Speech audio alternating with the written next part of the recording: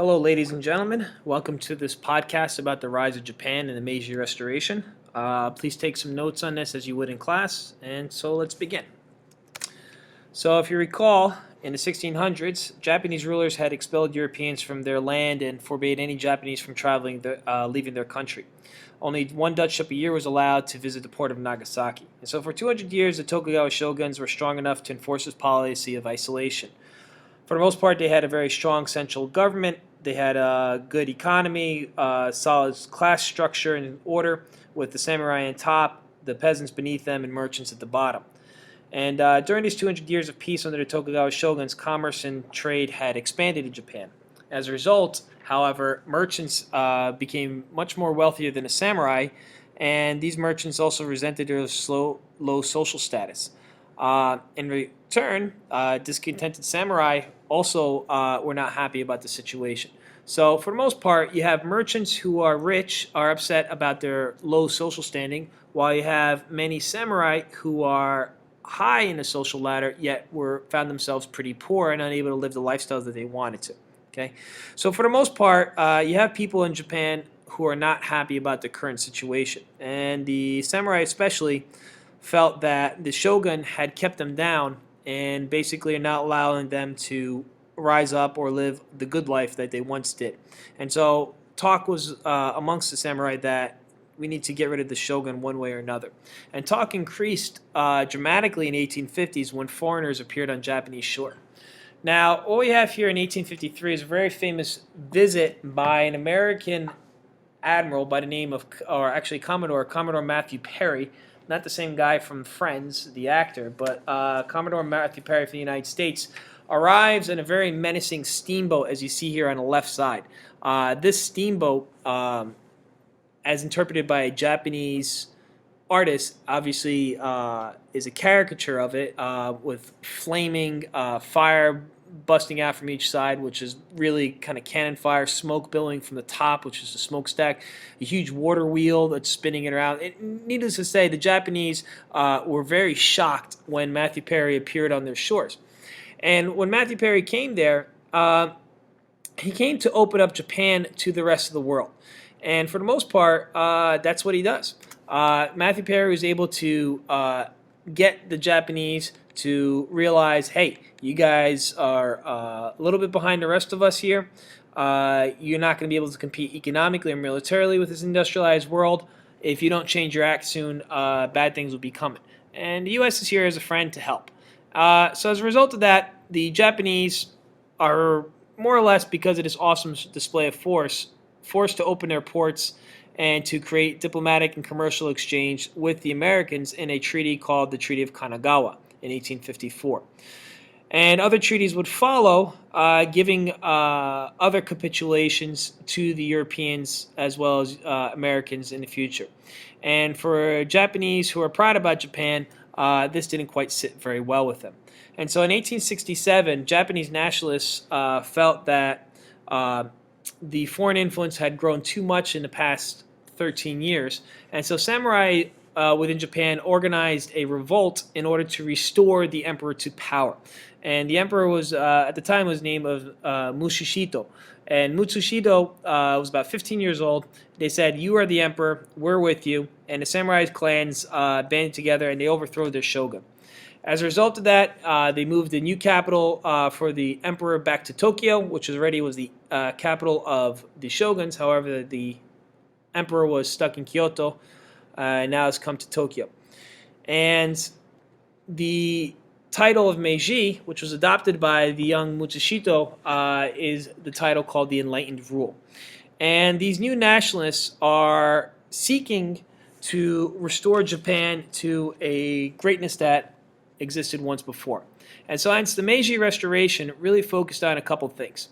Reformers wanted to strengthen Japan as a rich, powerful, and militarily strong country. In essence, they wanted to wrench Japan out of the medieval ages that they were stuck in into the modern age. And the way the Japanese did this is using a policy of selective borrowing. The Japanese had traditionally been great imitators and had imitated a lot of things from their traditional strong neighbors of the Chinese from the past. However, they know that the Chinese are in decline, as in case from the Opium Wars, etc.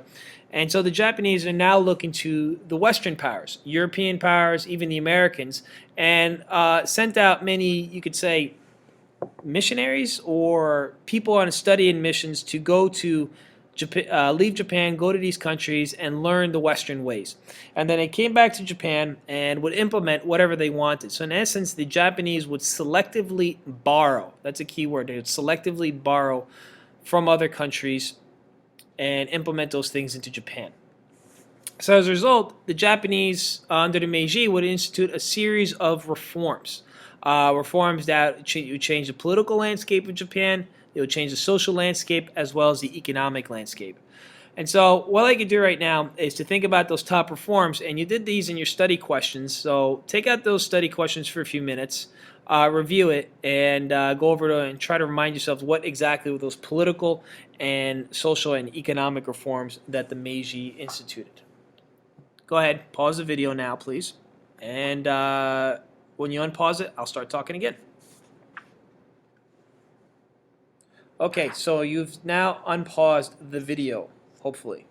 And so let's continue on and review a couple of those things that you should have gotten. For the most part, politically speaking, the Japanese establishes a constitutional monarchy. It's a constitutional monarchy very similar to the German model of government, where you would have an emperor who's in charge. There would be a prime minister who would do the emperor's bidding. And for the most part, a legislative body, otherwise known as the Diet, D-I-E-T, was formed to institute policies for Japan. In essence, they've created a constitutional monarchy with a strong centralized government. The Meiji Constitution was signed in 1889. So that's kind of the big political side. Now let's look at some of the social things. Now, socially speaking, the samurai class was removed from its traditional status. In essence, the inequalities that once exist in Japanese society was removed. And now all citizens would be equal according to the law. Okay, so there's no more class distinctions. Schools were implemented to educate the new youth in the Western style of education. The samurai and daimyo, as I said, no longer have a privileged position. Now people's place in society will be based on their merits and their talents. And also, as you see here from the left picture on the left compared to the right, samurai gave up their old clothes and adopted Western style clothes, and based on their merits to the emperor or loyalties to the emperor, determined their class in society. And so the new upper class of Japan would be industrialists as well as military officers, and everybody else in Japan basically fell into the working class to help Japan's economy grow. And this is one of the largest changes that happened in Japan, is an industrial revolution that is implemented from the top down. Now, the government itself sponsored these massive industrialization and trade opportunities to reinvent Japan's status in the world. Special treatment was given to the former daimyos to form private corporations. These private corporations are still in existence today, or at least their names are. Things like Sony, Mitsubishi, Fuji, and so on. These, if you think of any Kawasaki, you could think of any kind of major Japanese corporation today, a lot of it have its roots back to this period. Anyway, these private corporations were basically sponsored by the government, invested by the government, given money and special deals by the government to build factories, to build railroads, to build steamships, to basically help the process of industrialization as well as the consequences of urbanization of Japan. So Japan very quickly, within a matter of 50 years, developed a very modern infrastructure based on a European model, developing particularly railroads, which united an island nation together, as well as using steamships to get place from place. The only problem in all this, okay, is that the Japanese had a lot of the key elements of industrialization, but the one thing that they lacked was natural resources.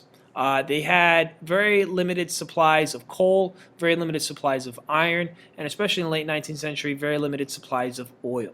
And so the only option they had is to get it from other places. Now, to get those resources, you could always trade for it, but that always comes at a cost. You have to be able to give up something in return. But the fad of the day, as we know, is imperialism. So what the Japanese decided to do is become imperialistic with their neighbors. And so, hence, we see a massive military reorganization in Japan. The Japanese military undergoes a massive transformation. Traditionally, the warriors were samurai. Now, warriors would be modeled, would come from the army, which is now modeled after the German model, and the Japanese Navy would be transformed and be modeled after the British. So, in essence, they've kind of copied the same structure of command and the styles that the Germans and British had. All Japanese citizens could be subject to a draft. So technically, all Japanese citizens could be part of the army and the navy. And for most part, if you're a male and of age and physically fit and mentally capable, you would serve in the Japanese military, whether it be in the navy or in the army. And this devotion was devoted to, well, being drafted led you to being devoted to the state, in essence, devoted to your emperor. You see the development of nationalism take hold of Japan on a level that was, you can even say, somewhat fanatical.